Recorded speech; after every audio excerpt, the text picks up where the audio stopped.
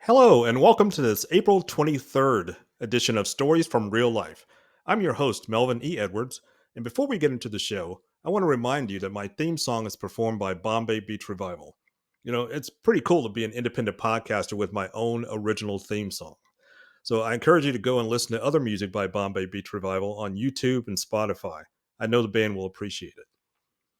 So, welcome to this week's episode. My guest this week is a man who somehow wonders why anyone would find him interesting. Pull up a chair and discover for yourself another example of what makes everyday people the most fascinating people. These are stories from real life. My guest today is Otto Gallaher, who describes himself as a husband, a father of three daughters, avid outdoorsman, attorney, ordained pastor, musician, Texan, and an Eagle Scout. Otto, welcome to the show. Thank you, Mel. It's good to be here. I feel like a super fan finally getting to meet his hero. So yeah, this is a real treat. It's a privilege. Thank you. Oh man. Now you put the pressure on me. I appreciate you being here. So you've done a variety of things in your life and even went from being a contract construction worker to being a lawyer after you passed the bar exam. Yeah. How did you learn to reinvent yourself so completely? Oh man. So I think it starts with I just have a lifelong love of learning, and I think that's at the core of it. And honestly, my time in the Boy Scouts, I really valued that time a lot and learned how to learn a lot of different things and became comfortable learning different things. And so as I've gone through life, I mean, man, my resume is all over the map. Uh, but it's almost become a problem because when I feel like I quit learning new things, then I look for a new career. And I'm hoping that being an attorney is kind of the last stop on that train, but which is part of why I love it because I'm always learning new stuff as an attorney. But yeah, I'd been a builder and a general contractor for about 13 years prior to going to law school, and um, I honestly, I pretty well quit learning new things. I mean, I got to where if you brought me a set of plans for just about anything, I'd say, sure, I can build that for you.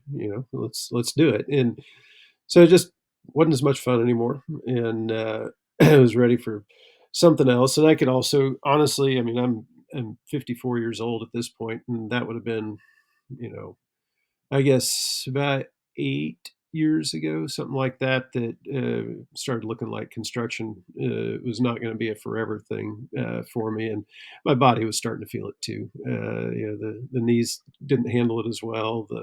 The wrists and other joints didn't handle it as well, and so it was time for something else. And so, yeah, I had a midlife crisis and went to law school. Probably a lot cheaper than buying a car, possibly. Yeah, yeah. Yeah, maybe not. Maybe not. So, is there any overlap? Have you found any overlap between the skills you learn as a construction worker and what you do as an attorney? Yeah, surprisingly, I didn't expect that at all. But yes, there's a lot. There's some significant overlap. I think one of the most important aspects. I practice civil litigation, and unsurprisingly, mostly construction law. And the similarity for a lot of my clients, this is the first time they found themselves in this situation where they need an attorney, and so they don't know what to expect. They don't know the process, and the most of the clients that I had building were the same way, whether it was a commercial project or a residential project. For most of the clients, it was the first time they'd done anything like that. And so, in both situations, your ability to manage client expectations is really going to dictate how successful the project is. And if you can do a good job of managing expectations, then things go a whole lot smoother. But if you just assume that people understand things, and because it's the world you're in every day, right? And so sometimes it's hard to remember that they don't understand anything about your world other than little tidbits they've picked up. So managing expectations from the beginning is super important and a very, very uh, that skill set is very transferable from construction to being an attorney. And the other thing, less significant maybe, is the two busiest days of the week are Monday and Friday in both worlds. So,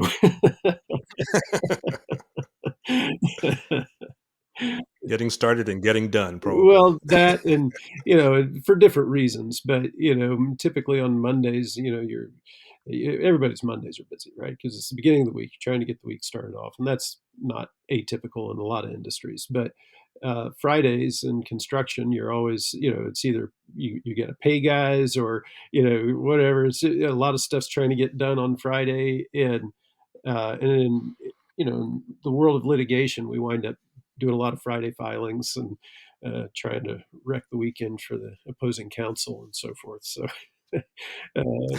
Mondays and Fridays are busy in both worlds, but for different reasons. So, yeah, those seem like very different worlds. Did you feel comfortable? Have you felt comfortable in both those situations? Well, I mean, obviously, I felt pretty comfortable in construction. I've become more comfortable as an attorney. That was it was a definite switch, and it there were some challenges to making that transition, and I'm still making it. I haven't been an attorney all that long, and there's days where in fact, I had caught up with a good friend of mine here in town who's been an attorney for over 25 years, and I was talking with him, and I said, "So, at what point do I feel like I'm competent at this profession?" He's like, "Man, it takes sometimes you still get stuff years in that you go, oh, I don't know if I can do that or not." But that's part of what I like about it. That's part of the being uncomfortable with it forces me to learn things, and so that's why I think this may be the last stop for me on the career train. That uncomfortableness drives me to learn, and I love that. I'll check back in about 10 Yeah. years and see if you're still there. So, have you ever had an identity crisis or created one for your family by being such um, a transformer, reinventor of your life? Yeah, yeah. I mean, my wife's just incredible. We'll be married 31 years this summer, and so she's Wow. definitely been my rock as I've been trying to figure out what I want to be when I grow up, and has always been there and supported me through. I mean, in fairness, all the career changes we made those together. I mean, it's not like I just showed up one day and said, "I quit my job and I'm going to go do this." I mean, we made the decisions together, and some of them she was encouraging me before I before I got to that point, just because some of the jobs I've had, it was such a bad fit for me that it was really affecting everybody. And it's funny you mentioned the identity crisis thing because I guess I was about 40 years old, and I had this really, really difficult uh, experience where all of a sudden I realized that pretty much every major decision I'd ever made in my life, certainly every career decision I'd ever made, was based on my perception of other people's expectations of me, Mm. to the point that I had no idea who I was at 40 years old. And that's a little disorienting because I mean, people would say, "Well, what do you want to do?" I'm like, I have no idea. I don't know because I had always made those decisions based on my perception of other people's expectations of me, and that that was a great realization. I'm glad I got that. I would have loved to have realized that at about 30, but, whatever. But so it took a few years from that. So I was still in the middle of construction at that point, and it took a few years of just trying to process that before law school kind of materialized as, yeah, I think this makes sense. But that was part of that journey. So yeah, definitely, there's been an identity crisis, and part of how it's affected the family is when I was in positions or jobs or careers that were just a bad fit for me, man, it was bad for the family. Just Mhm. for a variety of reasons, but yeah, there. I learned the hard way that I'm not a corporate ladder climber. Like, I tried that once, the corporate gig, great job, great company, publicly traded company, very, very conservatively run when it comes to, the finances, but they pay people really well. And I had one of the vice presidents of the company is still a good friend of mine and was shepherding my career path. I mean, it was the golden ticket and I was miserable. And it had Mhm. nothing to do with the people I was working with, who were great people, or the company I worked for. It was a great company. It was because I was a fish out of water, and I did that for 5 years, and I'll never get those years back. But it was hard for the family when I was doing that, and it was just such a bad fit, thinking that it was the responsible thing to do, when in reality, it was a terrible thing to do. Wow. So, what do you consider your greatest accomplishment so far? Man, uh that I've somehow managed to keep my wife married to me for 31 years. And our kids. I mean, we've got great kids. 2 of them are adults now, one's still a teenager, but, they're just these really just they're interesting young women, they're capable young women, they care deeply about other people, they value themselves, they and yeah, I think the family. I mean, if I can call that an accomplishment. I mean, a lot of that's, you've got kids, you understand. A lot of it's in spite of me, not because of me. Uh, Mhm. but but that's when I look back at some of the poor decisions I made along the way career wise, the fact that I've got this great family of kids that I love to be around, that love to be around us, that I enjoy doing things with, and see other people valuing them and the skills and the people, the young women that they are. That's easily the thing that I take the most comfort in. That's pretty awesome. So, as a girl dad with three girls, I also have three girls. So, what kind of comments do people make to you when they find out you've got three daughters? So the most fun comment that I've ever had, I've got some good friends in Chile, and I've been blessed to be able to go down and visit and just love Chile. It's a beautiful country, wonderful people. But in Chile, the Chilean Spanish is terrible. Even the Chileans will admit to you they speak terrible Spanish, and they use a lot of slang, which is part of what makes it terrible and so difficult to pick up on. But they refer to little girls in Chile as chanclas or slippers, right? And so The other kind the grandmas throw at you. exactly, yeah, that's exactly right. Yeah, yeah. So little girls are chanclas, and a man who has only daughters is a chancletero or a slipper maker. And so all my friends in Chile refer to me as the chancletero. Uh, um, so that's pretty fun. Uh, That's pretty funny. but and a lot of times, so I'm, as you said, I'm an avid outdoorsman, and if you can do, I mean, my gear shed, I've got, man, I mean, fly fishing gear, hunting gear. I've got backpacking gear, rock climbing gear, car camping gear. I've got a canoe. I've got a couple of paddle boards and all the dry bags and everything that goes with all of that. And I've got skis. I mean, if you can do it outside, I'm all in. You just let me know. I'll be there and we're going to go have a good time.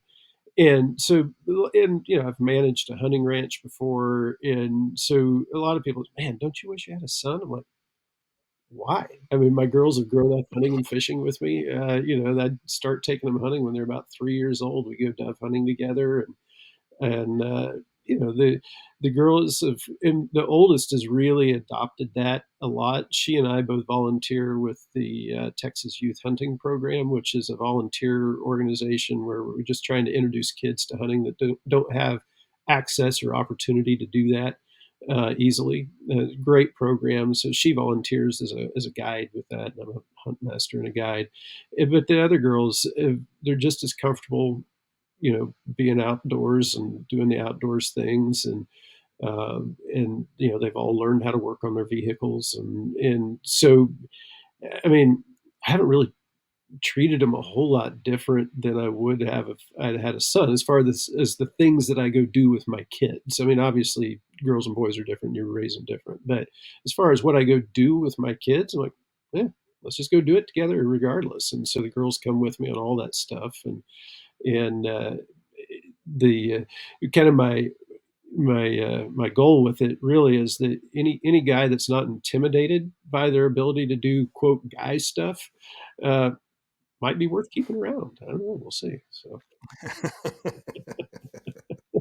Yeah, I've got 3 daughters, but I also have 1 son. yeah, But my oldest daughter and I are the most alike, and we like almost all of the same kind of things. yeah, So it's pretty fun when you have that kind of connection with your yeah. kids. And the other day, I was walking into the grocery store with the 16-year-old, and she reaches down and holds my hand all the way into the grocery store. I'm Oh. like, man, why would I want a boy? I don't understand why that would be any better than this.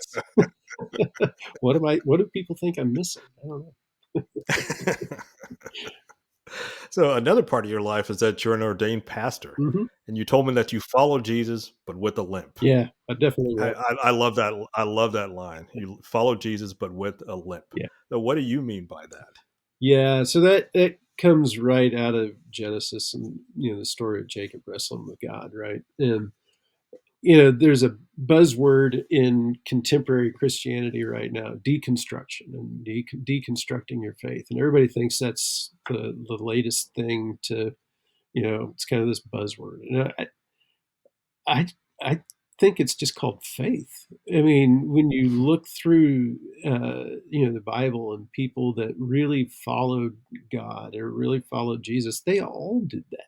Everybody. They go through this process of what they thought they understood suddenly didn't work anymore. Now what? Okay, let's figure it out. And so this process of deconstruction, and in my experience in following Jesus, I've been taken to the very limit of my understanding and my comfort level, if you will. And then he's always asked me to take another step.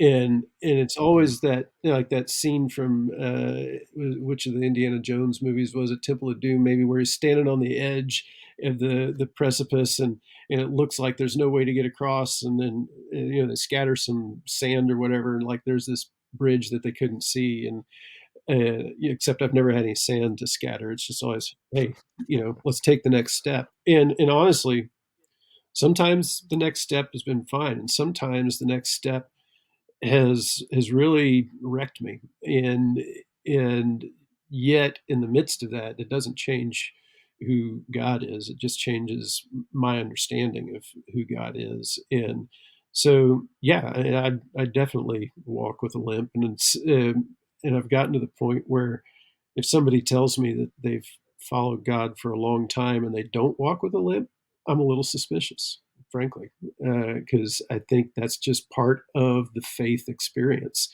And if you've never had suffering or pain as part of your faith experience, I'm just not sure you've been, well, we've definitely been on different paths. I'll say that. Different from me too. I can Yeah. I can I can vouch for that. But as a musician, you're a multi instrumentalist and you're a blues fan. Oh, man. Yeah. So a little bit of a tricky question here. Do the blues cheer you up, or is it a musical way of sharing some kind of turmoil that the musician himself is expressing? So it's a little of both. But so what I love about the blues is its raw authenticity. There's no pretense in the blues, and you just and it's a musical genre that came from suffering, right? And it was a way of expressing that suffering, a way of expressing that sorrow, and a lot of the lyrics obviously echo that. And the music itself is extremely emotional and extremely authentic all at the same time. But then you've got guys like Lightning Hopkins, whose lyrics have a great amount of levity to it, and you find yourself chuckling in the midst of it. You know, the rubber on the wheel is faster than the rubber on the heel. You know, and you just it's you're like, man, it's just so funny, and which again, even in the midst of suffering, even in the midst of hardship, to be able to come up with lyrics that add levity, that add humor in the midst of it, man, that's just how we've got to live life, right? Because it's we're constantly in this state of sorrow and joy, and I think the older we get, the more that mix just maybe we're just more aware of it. I don't know, but you wind up having grandkids around the same time as you're losing your parents, and all this kind of stuff. And so the whole thing of hardship, sorrow, and joy, it's all mixed in there together. And you can get that with the blues, like you don't get that with most other genres. It's all right there. Well, I'm excited to hear you mention Lightning Hopkins because a lot of my listeners know, and people who've read my books know that Lightning Hopkins was my grandfather's first cousin. So he's my second most removed or whatever, however that dynamic works. So certainly the most famous relative in my family. Who would you consider to be your favorite blues musician? Well, lightning. There's no question. And this was not pre-planned. We By did the way, not that is discuss the correct answer. That is the correct answer. but yeah, so I discovered Lightning Hopkins music when I was in undergrad, many, many years ago. And w- first of all, the guitar playing caught me. It was unlike anybody else's guitar playing. He had his own voice in his guitar, much like today Willie Nelson's got a voice to his guitar. I mean, you know it's Willie as soon as you hear him playing. Lightning's the same way. As soon as you hear the guitar going, that's Lightning Hopkins. So his guitar had his own voice. His lyrics had their own voice. His lyrics were different. And definitely a Delta blues influence, right? But not, but it's his own. He's his own cat, uh, and I just really have always liked the voice that Lightning had, and I mean the others are great too. Don't get me wrong. I mean I love all the blues, especially the Delta blues, but but yeah, Lightning's easily my favorite, hands down. So, by the way, what instruments do you play? So I currently play with some varying degrees of proficiency. Bass guitar, acoustic guitar, mandolin, and drums or other percussion type stuff. Um, I was classically trained on the upright bass. Um, I haven't played an upright bass in a long time at this point, but I was classically trained on that. Also took violin lessons for a while, a couple of years. Took piano lessons for a while. Uh, my, I don't claim the ability to play either of those instruments anymore, but at one point in time, I had some proficiency with both of those. Yeah, Oh, we're gonna have to get together sometime and see if we can write a song. I can write lyrics, but I don't play any there you instruments. go. Okay, So yeah, you play instruments, so maybe we can find a way to yep, collaborate. yep. I'm definitely not a lyricist, so yeah, that might be a good Well, collaboration. that'd be a good pairing. All right, so you seem to be open to discussing some of the mental health challenges that you told me about before. What encourages you to give to others who are doing their best just to make it through the day with grit and enough hope to keep them going? What advice, encouragement do you have? Man, part of the reason why I'm open about talking about, I've got both clinical depression and general anxiety disorder, and on top of that, I'm kind of the poster child for adult ADD. If you haven't figured that out already, and part of it for me, why I'm open about it, is the problem. Well, it honestly ties back to the blues a little bit because we've got the expression "misery loves company," right? Well, I would tweak that a little bit and say that misery needs company. And Hmm. when you're in the midst of a mental health crisis, you are convinced that you're all by yourself, that nobody else has gone through this, nobody knows what you feel like, that nobody has ever experienced this before, and it's very isolating. And you withdraw into yourself, and the deeper you withdraw into yourself, the more the voices in your own head sound really convincing. And honestly, those voices in your head are not, they're not right. They're just not. And in the midst of my deepest struggle with depression, which I'm glad to say was 14 years ago at this point. Yeah.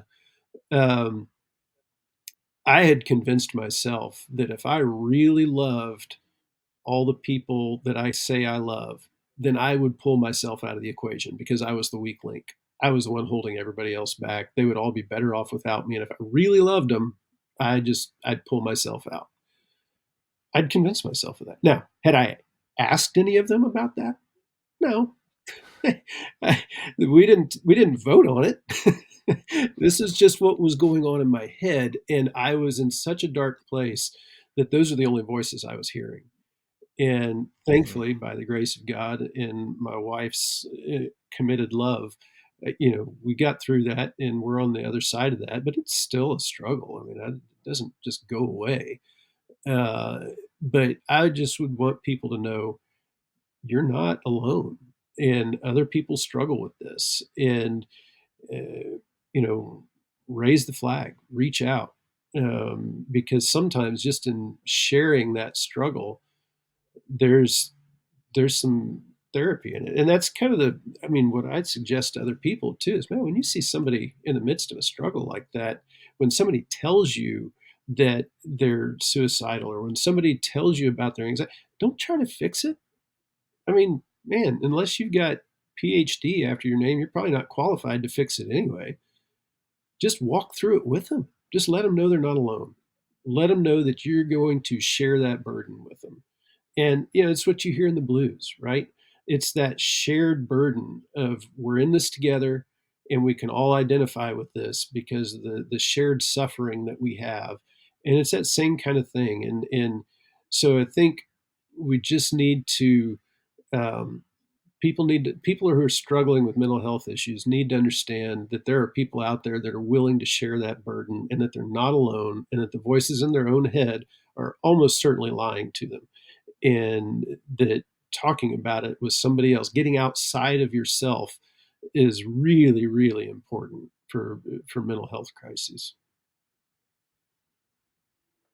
Okay, that's some valuable advice. And if anybody out there is struggling or needing someone to talk to, certainly reach out to me, and I'll help you in any way I can. I'll help provide resources for you, whatever way I can. Yeah, and So we're all in this together. yeah, All of us, all in this together. yeah, count me on that crew too. All right. So as I mentioned earlier, okay, that's awesome. So your name is Otto Gallaher, as I mentioned earlier in the intro. How did you end up with the most German and the most Irish names at the same time? Is that part of your eclectic personality? Yeah, and interestingly, it doesn't. The first name Otto doesn't direct. Although I do have German heritage, it doesn't directly tie to that. I mean, you've got to go back. I mean, none of the. I've done a ton of genealogy research. I've got uncles and other family members who've done a ton of research.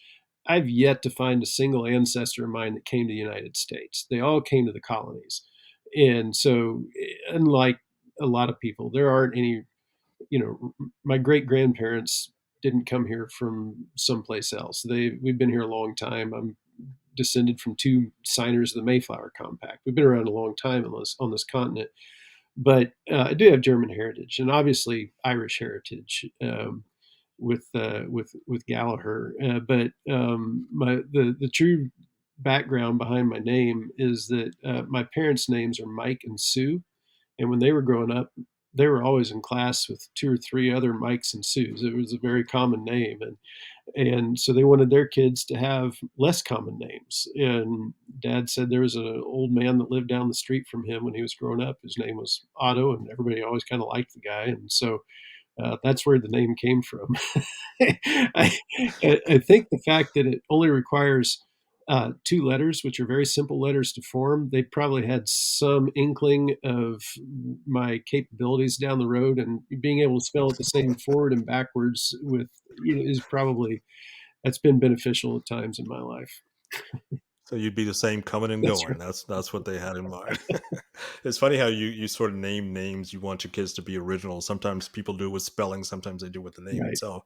Like my youngest daughter's name is Eden, and I figured she won't have another kid in her class named Eden. Yeah. And then before she was a year old, we had met 6 other Edens who were about her age. So I don't know if they were ever in the same class together, but people aren't as creative as they Right. think they might Yeah. be. Although So tell me a little bit more. I can Go count ahead. on one hand the number of Ottos I've met in my life. So Me too. I think I met 2. So tell me a little bit more about your Mayflower ancestors. How did you find out the connection to them? yeah, so my mom's grandma, so my great great grandmother, her maiden name was Cushman. And if you know much about the story of the Mayflower, there were two leaders of that community before they came over to North America. One was William Bradford, and the other one was Robert Cushman. And so that Cushman line, I mean, it's a direct line back to Robert Cushman. And Robert didn't actually come over; he came over. He made one trip over the next year, but his son Thomas came over and was under the care of William Bradford, and so Thomas then married the daughter of a guy named Isaac Allerton, and he's one of the signers of the Mayflower Compact. And then, if you're related to one, you're related to more than one because there was a very small gene pool that they were swimming in. But so Thomas and his wife, their son married the granddaughter of Miles Standish, who's also a signer of the Mayflower Compact. So that's the connection there is through the Cushmans like that. So So is there a Mayflower Society or something that you're a member of? I yeah, it exists. I have not joined as a member. I don't know what the benefit would be other than some bragging rights or something. I don't know, Bragging rights, probably. but yes, there is a society out there. My mother's in the Daughters of the American Revolution. She's active with the DAR, but I've not. Yeah, I've never been much outside of the Boy Scouts and church. I've never really been much of a joiner anyway. I was never in a fraternity in college or anything like that. Just because I've never been much of a joiner, I guess. You actually just reminded me of something you told me about when we had lunch together a couple of weeks ago about your billiard society. You got to tell that story. Yeah. So, me and some of my buddies in high school, as we're getting to our senior year, and we're trying to, you know, we weren't.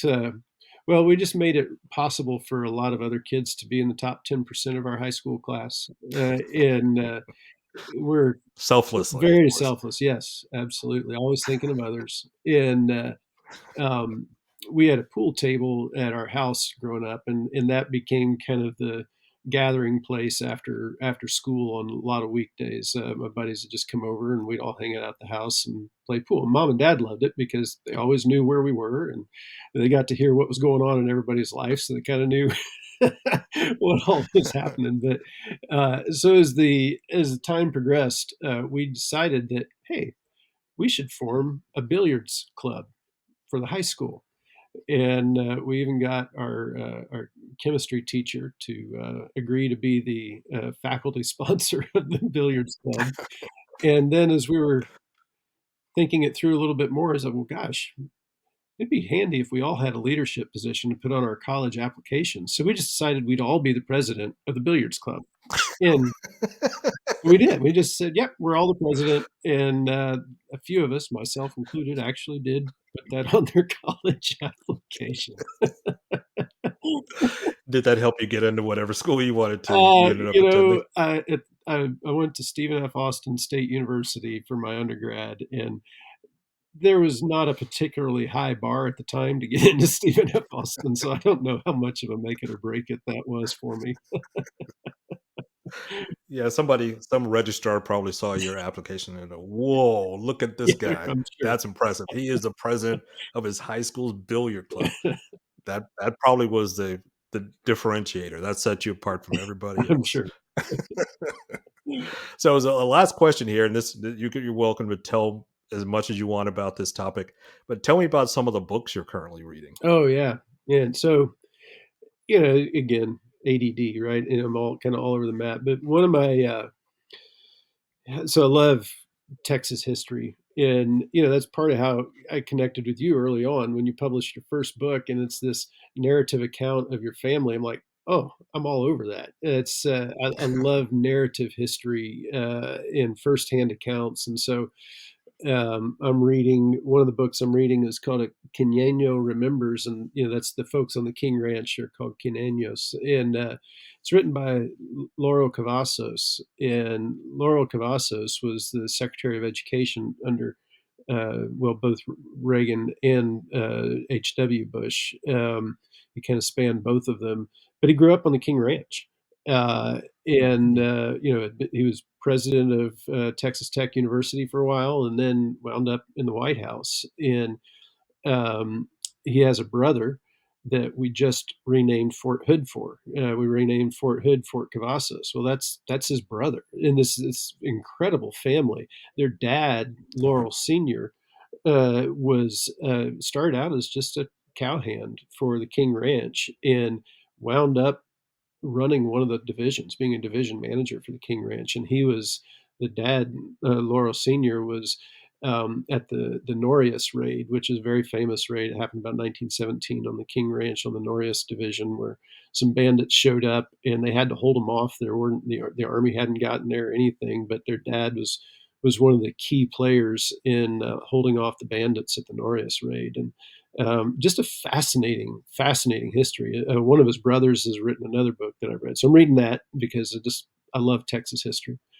Um, I'm reading Jesus and Nonviolence by Walter Wink because it's stretching my understanding of things, and I like that. And just how there's always the idea of nonviolence that you see through Jesus isn't being a doormat. In fact, it's quite the opposite. It's a shifting the balance of power through nonviolence. So that's pretty interesting to think about. And then Trout Bum by a guy named John Gierak. It's just for guys like me that are trout bums and fishing bums in general. It kind of resonates. I don't know anybody else find that interesting. And then The Death of Sitting Bear by M. Scott Momaday, great poet who just recently passed away, but really, I love poetry. I'm a huge fan of poetry, and I say I like to read today's poets and yesterday's theologians. Like I'm not much for jumping on the bandwagon for the latest thing from whatever publishing company on theology. I'm like, yeah, I'll wait till you've been dead for a while, and if it's still in print when nobody's getting royalties off of it, it's probably pretty good. But the poets, they read who we are today, and so I like reading today's poets and yesterday's theologians. That's awesome. That's really interesting. It's funny that you talk about poetry and making a sort of a connection to your college application and putting your billiards presidency on there. My senior year, I was actually our class poet. Is that right? We actually had a title in my high school called a class poet, and I didn't know about that. I just one day we were in our homeroom class and our teacher said, "Well, today is the day to submit the last day to submit your entry for the poetry contest to become the class poet." And I hadn't heard about that. I'd missed the whole memo. So I had about 2 hours, and I decided I'll write a poem and see what happens. And I won. So I got to sit on the stage with the valedictorian and got my medal, and that was pretty awesome. So that That's went on great. my college application too. That's fantastic. What a great story. Do you still write All right, poetry? so well, it's more like lyrics now, Okay. and it's really just poetry since I don't play music and I don't really write melodies. But I call them lyrics. They're probably just straightforward poetry. Yeah. So I don't write as much as I used to, but I still occasionally That's do it. good. I have to be inspired, and unfortunately, most of my inspiration comes when I'm angry or depressed or something, and I don't want to get to that point to have to feel inspired to write. So I got to figure out a way to be happy and Yeah. write something good. Maybe it's just the blues um, There historian you go. legacy in my family's history. Yeah. So I've really appreciated this conversation, Otto, and I know that we've talked a couple times. We talked in person once before, and we talked online before, and I hope we can continue the conversation. Again, I want to re-emphasize to some people who may be going through the mental health challenges that you mentioned. Reach out to somebody. There's always somebody who cares, somebody who you may not even realize cares about you.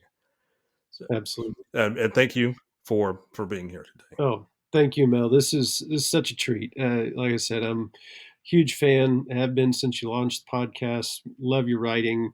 What a treat. Thank you. Thank you. So our guest today is attorney and chameleon Otto Gallaher. So I appreciate him for being here. This has been a great conversation. So that's it for this week's episode of Stories from Real Life. Join us again next time for another great storytelling journey. Until then, don't forget to shine your light wherever you go.